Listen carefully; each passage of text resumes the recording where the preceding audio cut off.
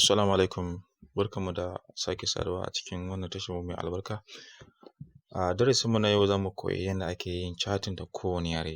Don kana iya yin aboki a wani ƙasa ko kuma a wani waje da ba ka jin yaren. To yanzu sauƙi ya samu, za mu iya yin chatting da ko yaren da ba ma ji, za mu iya yin chatting da wannan yaren. Da farko za mu nemi application guda biyu.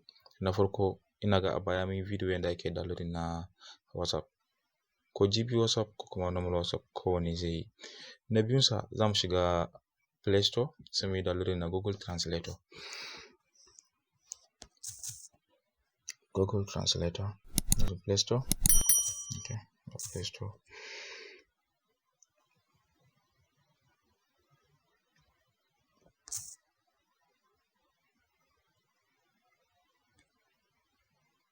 Play Store. Sai mu duba Google Translator. Go to Translator.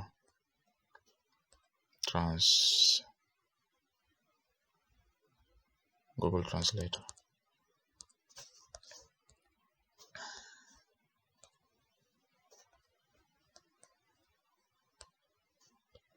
Google Translate. Kamar da muke gani ya fito a nan. Sai mu yi downloading nashi. Muka yi downloading nashi in ya soka. Kamar da kuke gani a nan, ni na riga na yi downloading na application ɗin a nan. Kamar da muke gani a nan, wannan application ɗin rating na viewers kusan yana da star 4.5 a nan. Wannan kuma shine abubuwan da su wanda suka yi review suka rubuta a kai.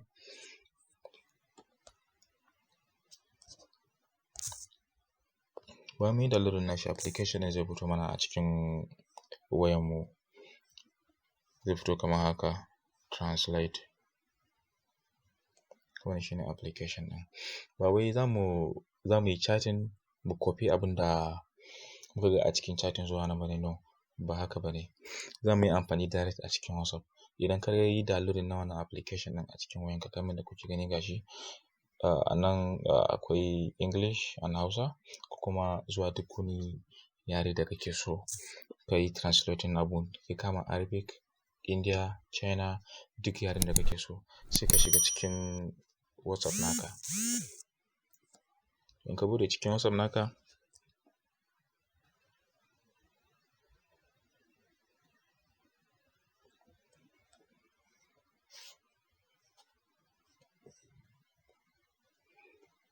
bani da active chat, amma zan gwada yin amfani da chatting da aka yi amfani da shi ko kuma a cikin group. Yanzu kamar wannan kenan, ina so in yi translating nashi into normal wani yare kenan.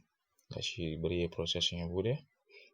Idan ina so in yi amfani da shi a cikin Larabci, kamar da muke gani a nan gashi nan, ya riga ya kama shi a cikin Larabci. A nan English gashi nan, congratulations our great radio partners. A nan kuma gashi nan a cikin Larabci kenan. A nan ya riga ya translating nashi kenan. In kuma ina so na yi translating nashi into Hausa, bari mu sake duba wani normal abu haka.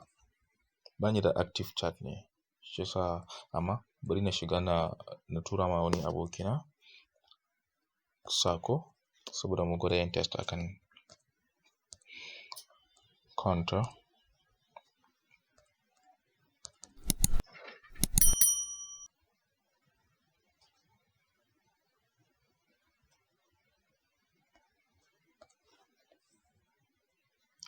Counter 7 up. Hello. Yanzu na tura mashi sako. Let's say wannan sako da aka ce an turo min ne zuwa wajena.